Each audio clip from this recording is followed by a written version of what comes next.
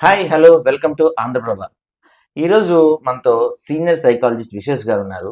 ఆయనతో మనం ఈ రిలేషన్ బ్రేకప్స్ ఈ మధ్య మనం ఎక్కడ చూసినా రిలేషన్షిప్ బ్రేకప్స్ అనేవి బాగా వింటున్నాం. దీని గురించి సీనియర్ సైకాలజిస్ట్ సార్ గారి మాటల్లో తెలుసుకుందాం. సార్ నమస్తే సార్. నమస్తే. సార్ ఈ మధ్య కాలంలో పెళ్ళయి 1 ఇయర్ 2 ఇయర్స్ 10 ఇయర్స్ అయిన వాళ్ళు, పిల్లలు పుట్టిన వాళ్ళు, ఇద్దరు ముగ్గురు పిల్లలు పుట్టిన వాళ్ళు కూడా ఒకప్పుడు మన రోజుల్లో అయితే పాత రోజుల్లో పిల్లల కోసం అన్నా అడ్జస్ట్ అయ్యి నడిచేవి.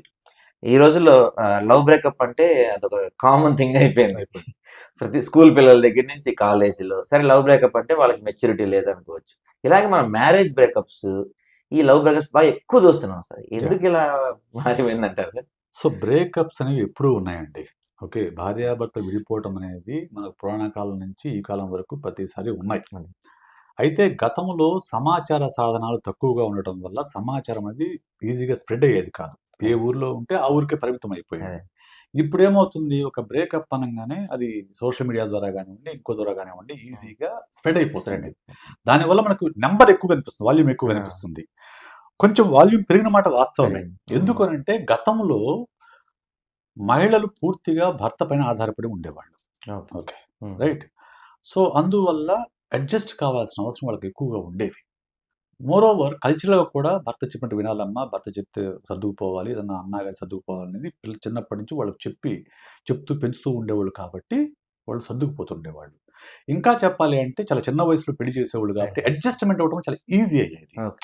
ఇప్పుడేమైంది అంటే మహిళలకు కూడా ఫైనాన్షియల్‌గా ఇండిపెండెంట్‌గా ఉన్నారు. సో కొంచెం లేట్ వయసులో పెళ్లి చేసుకుంటున్నారు. సో అడ్జస్ట్‌మెంట్ అనేది కొంచెం కష్టమవుతుంది. సో అడ్జస్ట్‌మెంటల్ ప్రాబ్లమ్స్ కొంచెం పెరుగుతున్నాయి. సార్ చిన్న interruption. According to psychology which is the best age to married?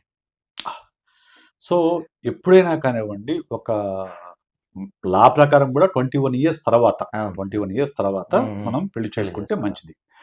నన్నడిగితే ఫైనాన్షియల్‌గా ఇండిపెండెంట్ తర్వాత పెళ్లి చేసుకోవడం మంచిది. ఎందుకంటే మీరు డిపెండెంట్‌గా ఉన్నప్పుడు మీ మీద రకరకాల సమస్యలు ఉంటాయి. సో ఇండిపెండెంట్‌గా ఉంటే మీ జీవితానికి సంబంధించిన నిర్ణయం మీరు తీసుకోగలరు, మీకు నచ్చిన వారిని పెళ్లి చేసుకోగలరు. కాబట్టి ఫైనాన్షియల్ ఇండిపెండెన్సీ ఉన్నప్పుడు, మీకు స్టెబిలిటీ ఉన్నప్పుడు, నేను పెళ్లికి సిద్ధమని మీరు అనుకున్నప్పుడు అప్పుడు చేసుకోవడం మంచిది. అయితే ఇంకొకటి, ఈ మధ్యకాలంలో ఈ బ్రేకప్స్ కానివ్వండి, డైవోర్స్ పెరగడానికి ప్రధానమైన కారణం ఏంటంటే ఈ జనరేషన్‌లో ఒక జనరేషన్ 2 జనరేషన్ల ముందు సపోజ్ నేను స్కూల్ చదువుకునేటప్పుడు మాకు ఇంక్ పెన్ ఉండేది. Ink pen, okay, fountain pen ఉండేది.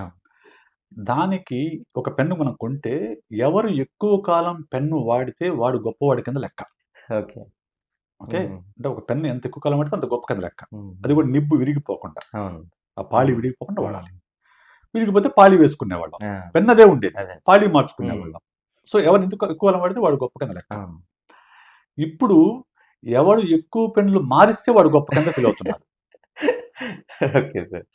ఓకే, అప్పట్లో ఒక వస్తువు మనకి ఇంట్లో చెడిపోతే మనం రిపేర్ చేసుకునేవాళ్ళం. ఇప్పుడు ఒక వస్తువు చెడిపోతే రిప్లేస్ చేస్తున్నాం. ఆల్మోస్ట్ రిపేర్ లేదు, రిప్లేస్ చేస్తున్నాం.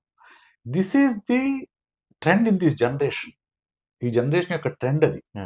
దానివల్ల అదే హ్యూమన్ రిలేషన్స్ కూడా వర్తిస్తుంది. ఇప్పుడు ఒక రిలేషన్ కనుక దెబ్బతింటే, ప్రాబ్లమ్స్ ఉంటే మనం ఒక సైకాలజిస్ట్ని లేకపోతే ఫ్యామిలీ కౌన్సిలర్ని కలిసి వాళ్ళని ఆ రిలేషన్ రిపేర్ చేసుకోవాలి అనే ఆలోచన ఈ జనరేషన్ చాలా తక్కువగా ఉంటుంది. మోర్ ఆఫ్ ది టైమ్స్ బాలేదా బ్రేకప్, నచ్చకోవట్లేదా విడిపోదాం. Both sides, I'm not finding fault with male or female, both sides కూడా ఆ అడ్జస్ట్మెంటల్ మెంటాలిటీ అనేది తగ్గింది. దాంతోపాటు రిప్లేస్మెంట్ మెంటాలిటీ పెరిగింది. Plus moreover social acceptance పెరిగింది. ఇంతకు ముందు విడాకులు తీసుకున్న వాళ్ళకి ప్రత్యేకమైన ఈ మనిషిగా చూసేవాళ్ళు, ఇప్పుడు అదేం పెద్ద పట్టించుకోవడంలా. సో సోషల్ యాక్సెప్టెన్స్ పెరిగినప్పుడు దాన్ని పెద్ద సీరియస్ కూడా తీసుకోరు. సో దానివల్ల ఏమవుతుందంటే మీరు అన్నట్లు ఈ విడిపోయే వాళ్ళ సంఖ్య పెరిగింది.